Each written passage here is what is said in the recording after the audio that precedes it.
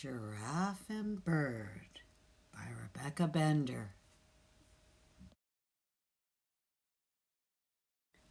It's true that getting along can be difficult.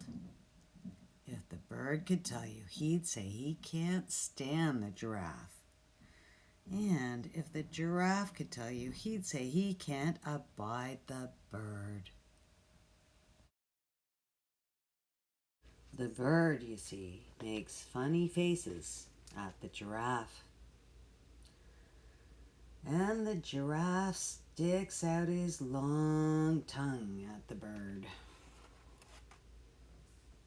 This makes the bird twitter in the giraffe's ear. Tweet, tweet, tweet. That makes the giraffe invade the bird's personal space. Some days, the giraffe has bad breath. Other days, the bird eats too many berries, which are high in fiber. Frequently, the giraffe makes loud noises when he chews his food with his mouth open.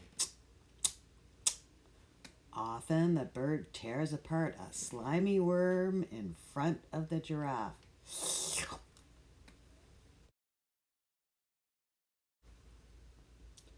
Sometimes the bird prunes his feathers just above the giraffe's head. This makes the giraffe sneeze. Every time the giraffe lets out a sneeze, the bird is blown right off his telephone wire. Achoo! Flap, flap, flap, flap, flap. And every time the bird is blown off the telephone wire, he flies up to perch right on the giraffe's horns. When the bird perches on the giraffe's horns, the giraffe swats him with his ears. And when the giraffe swats the bird with his ears, the bird pecks him with his beak.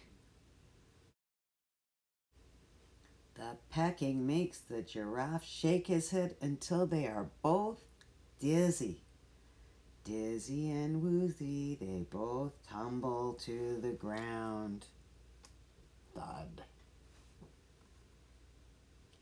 One day, the giraffe loses his patience and shouts at the bird, "Scram, bird!"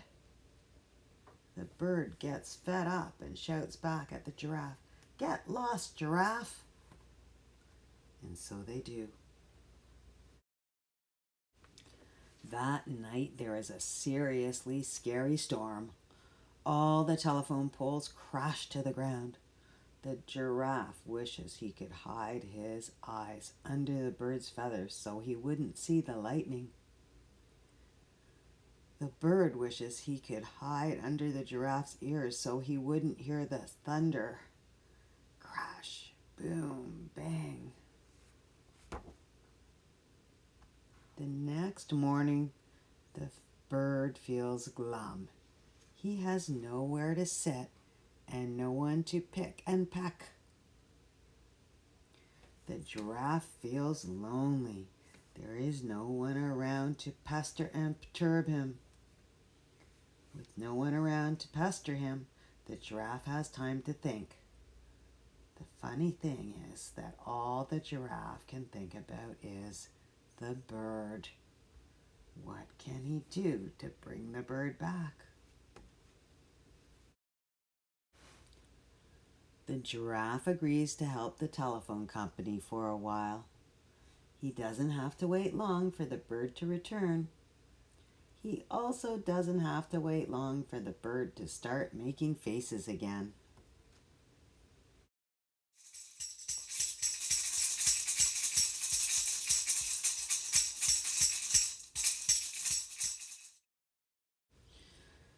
Now, it's true that getting along can be difficult. And if you ask these two, the giraffe might still say he can't abide the bird. And the bird might still say that he can't stand the giraffe. But we know better.